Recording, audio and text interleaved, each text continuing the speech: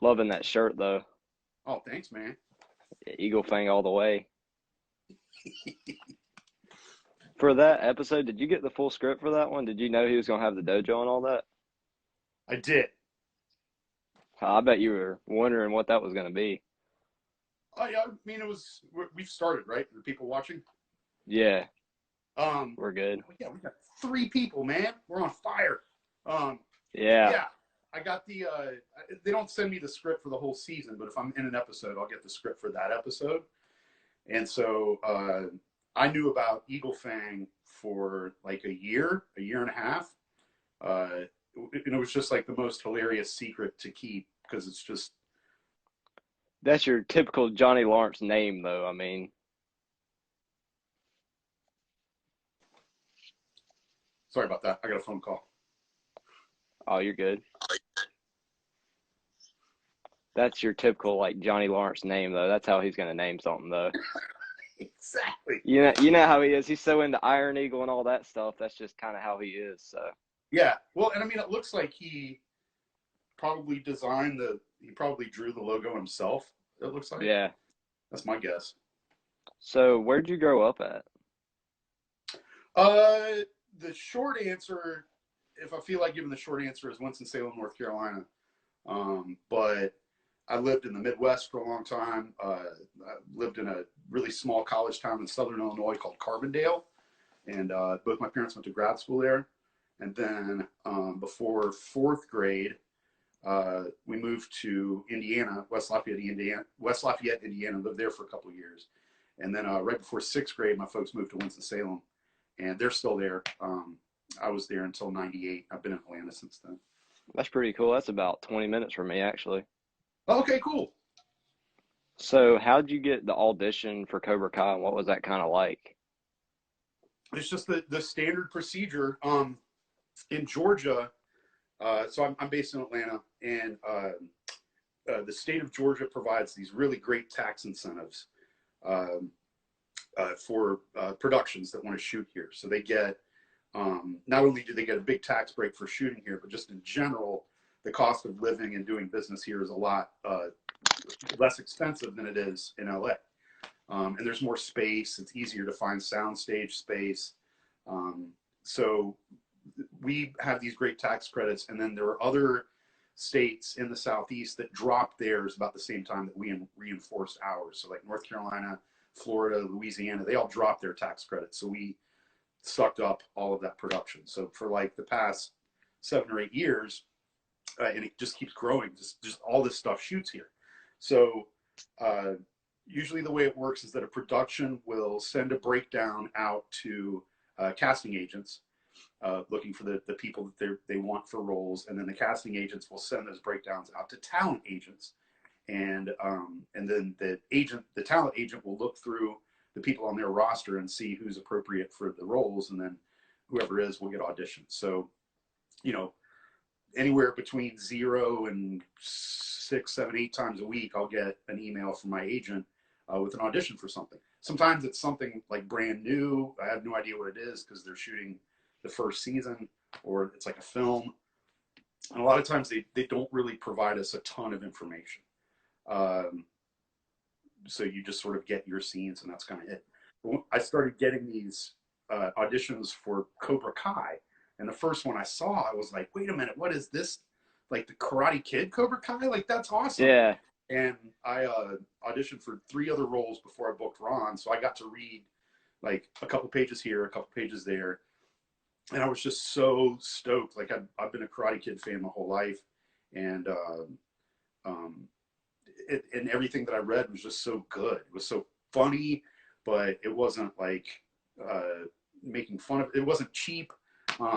It was just awesome. And so I was like really, really excited to be a part of it. And every time I got an audition, I was really happy and hopeful. And then for Ron, the casting director that cast season 1 was one of the only casting directors in town that does in-person auditions. Pretty much all the other casting directors do Self-tape. Yeah. Yeah. So I got to go in person for the initial, and then when I went back for the callback, the big 3 were there, and so I got to do my stuff for them. book the role. But yeah, just, you know, the usual process. But you know, with me being such a huge Karate Kid fan, like I really, really wanted to be a part of this show. So it's a really special thing for me. So how far out did you know that you were going to be coming back in season three? Did they tell you months out? How'd that kind of work? No, I mean, I think for the so there's sort of a hierarchy on television shows. There's the stars, right?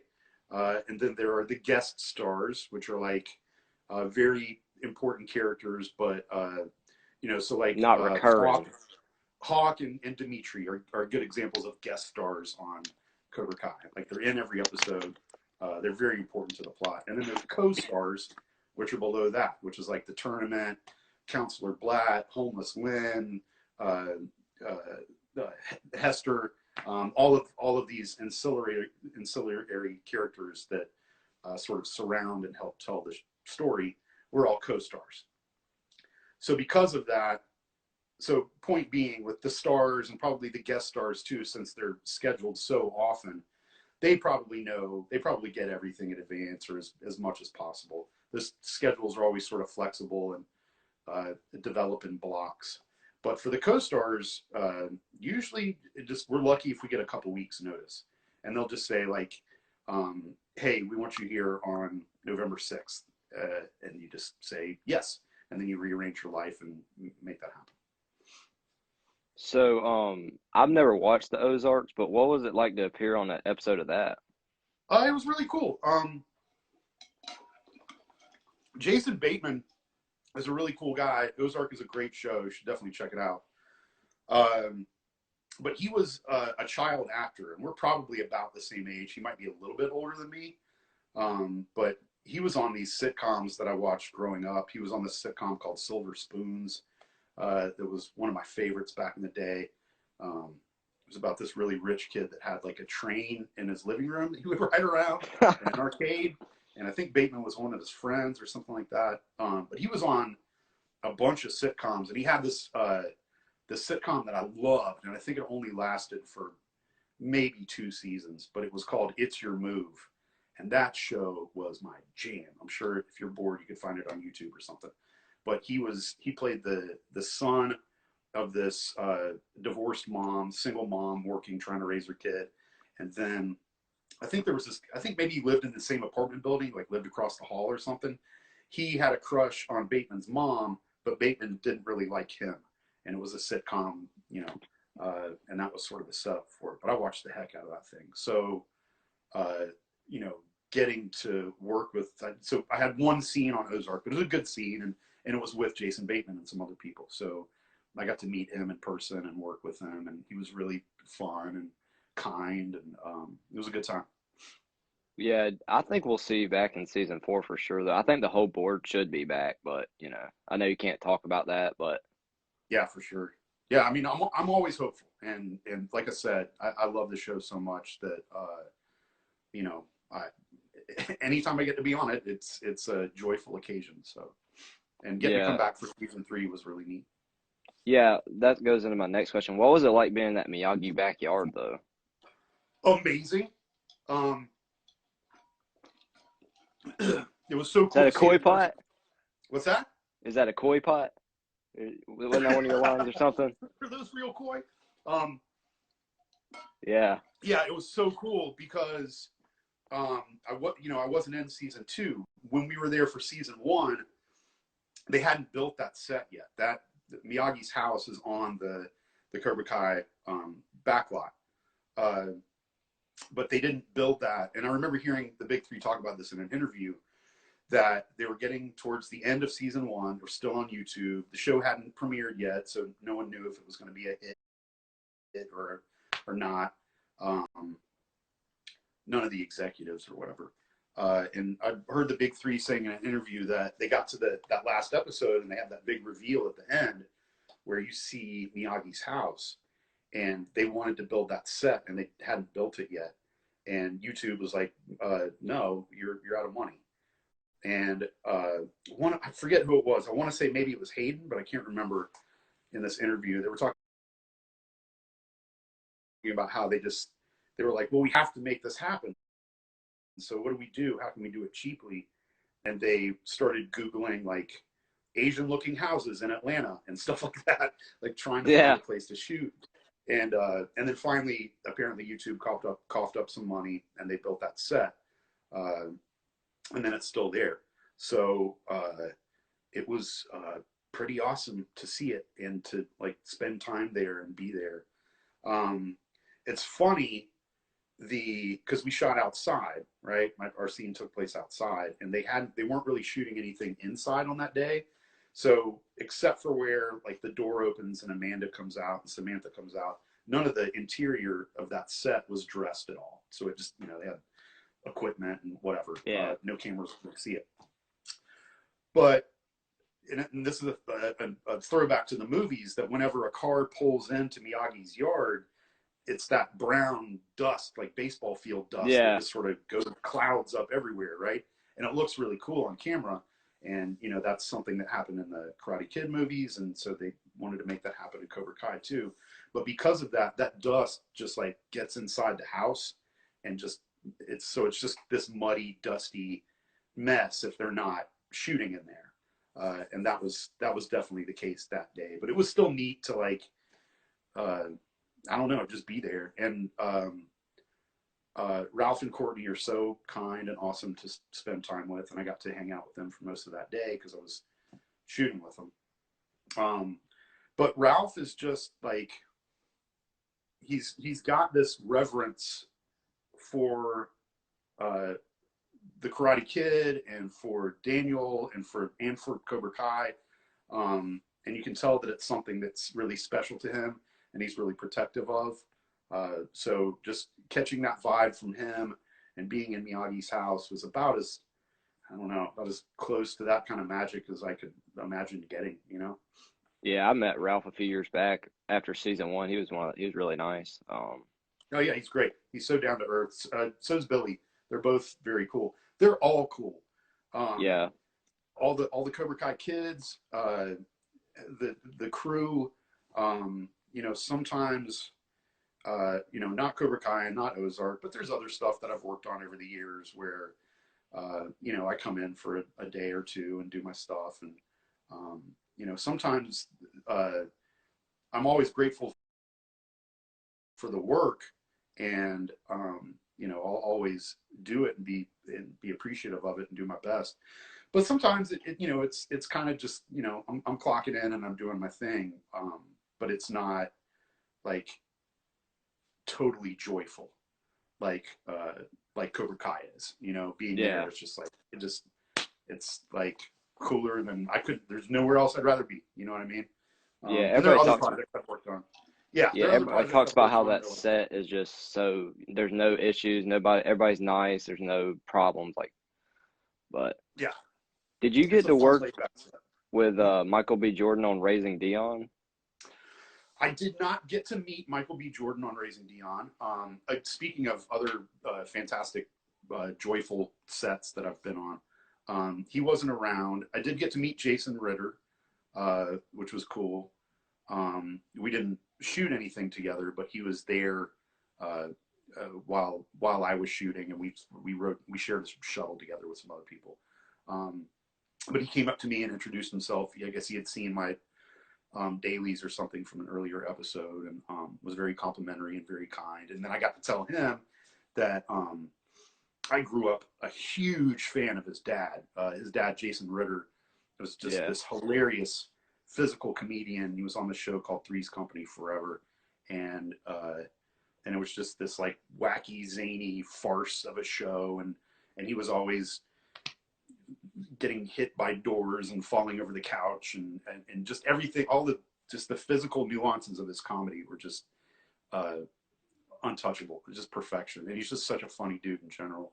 And when I was watching that show, you know, my dad is a theater guy, so I don't think I was like in first grade talking about how I wanted to be an actor, but I definitely knew a lot about it, and could appreciate the effort that it takes for somebody to be that good, or like, you know, that level of talent.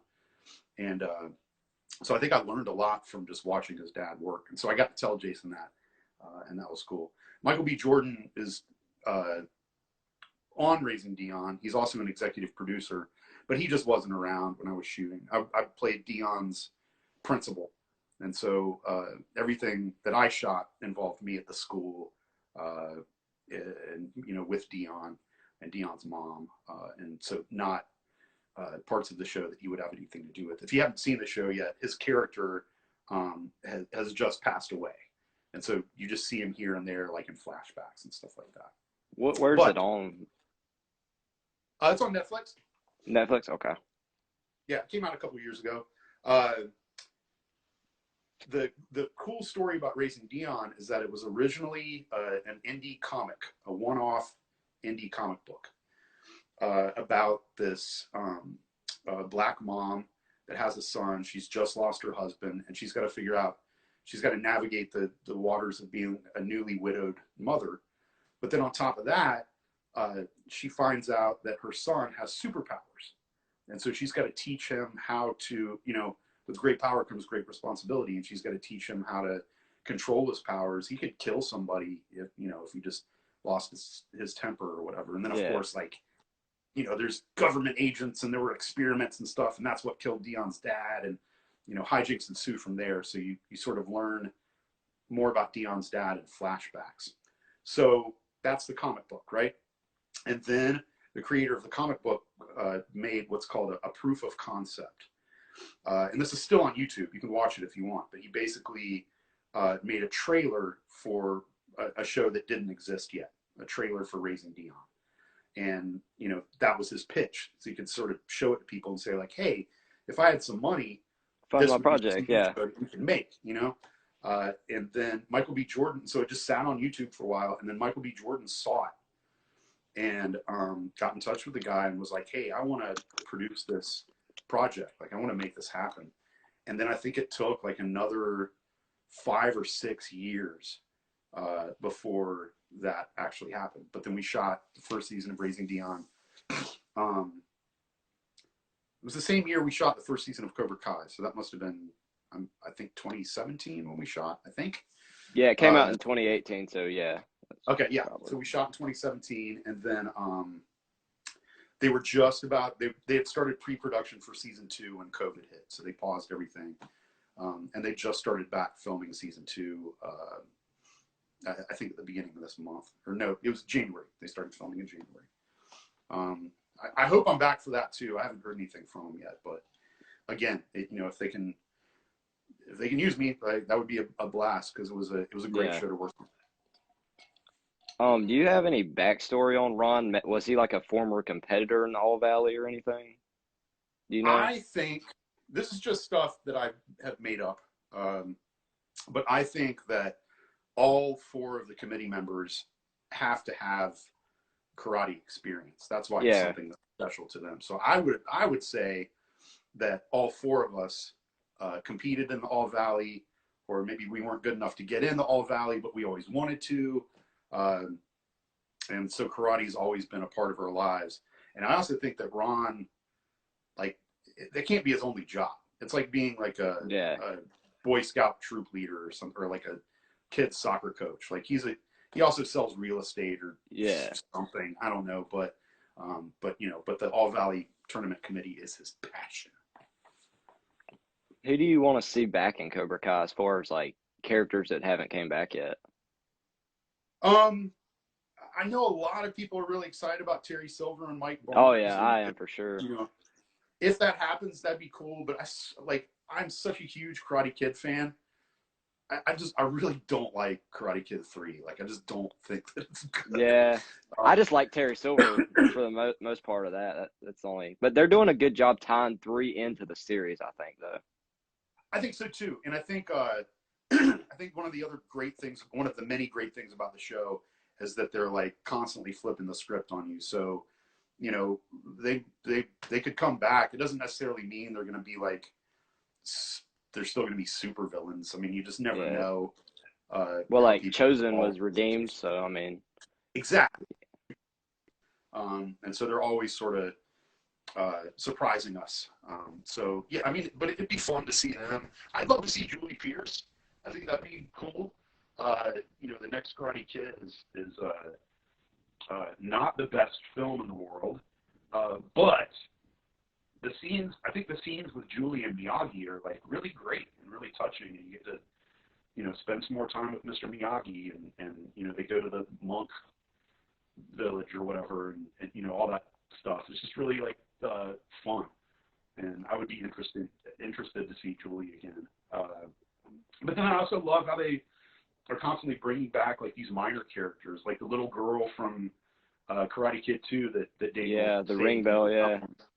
Yeah, I mean, it's just like I saw her and like I cried. It's just such a wonderful surprise. Yeah.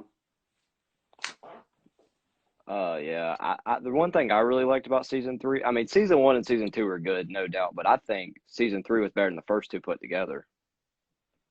Just the way the characters developed and everything, especially Sam, and more than anybody. Yeah. But. Yeah, I think that I think part of it is just like the organic nature of it, because we've already met these characters. That's sort of the responsibility of season 1. And then not only have we met them, but we've also watched them like take quite a journey in their lives already. So how they're all bouncing back from the end of season 2, and how they're navigating those new waters, and dealing with the trauma of that. I think they all just across the board got a lot of great meaty stuff to work with. But yeah, I mean, I love all the seasons, but they're kind of like, I don't know, they're like a band's albums or something. Like they're all, if there's a good band that you really like and they put out 6 albums, they're probably all fantastic, but they're all not the same either. Yeah. Do you have any upcoming projects or anything that you can talk about? Not really, because we've had this pandemic that kind of shut everything down for a long time. A few months ago, auditions have started to pick back up, and they're basically at the levels that they were at before, and especially because everything was paused. Instead of naturally, usually shows just sort of stagger themselves throughout the year, so they're not all shooting all at once. But with this, they're all shooting all at once because they're finally able to get back to work, and they need to crank out that next season or finish the movie or whatever. So auditions have been pretty great, but there was some stuff that I had in the can in previous years that came out this year. There's a film called Irresistible, written by Jon Stewart and starring Steve Carell and some other people, and I have a small role in that, along with Kurt E, who plays George, one of our other board members. So I got to hang out with him again, and that was cool. There was a film that I did called Yes, God, Yes, where I played Natalia Dyer's dad, and that's on Netflix right now, among other things. And then there's a film called At Last, with just a stellar cast. Christopher Lloyd, Ellen Burstyn stars in it. Christopher Lloyd, Jane Curtin, just a ton of famous actors in that film. And we shot it in 2017 or 2018, and then it just sat for a long time. But for some reason, it was finally able to pick up a distribution deal. So I'm hopeful that will be out sometime this year. But it's called At Last, starring Ellen Burstyn. At Last, all right. Yeah. What was the move to Netflix like?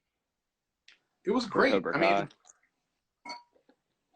I mean, for me, I just sort of, I was finding out about it like you were. It's not like, Hurwitz was telling me what was going on. But it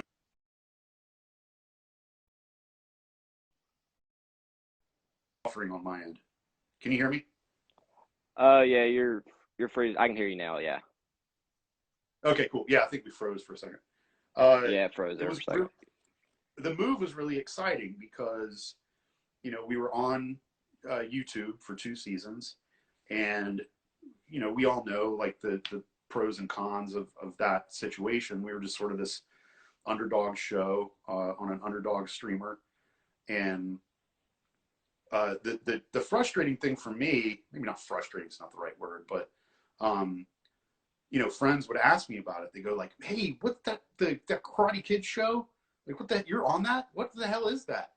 And I would tell them like, "It's amazing. You got to watch it."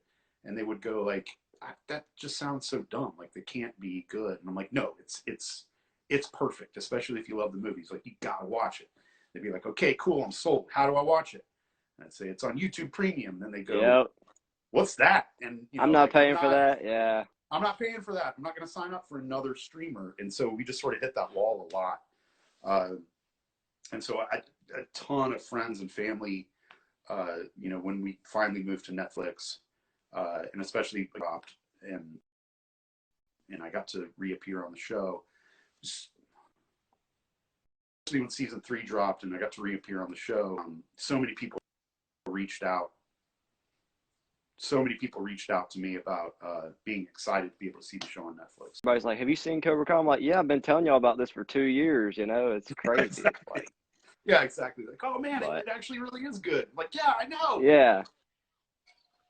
But yeah, so that's about all. I just really want to thank you for joining me today.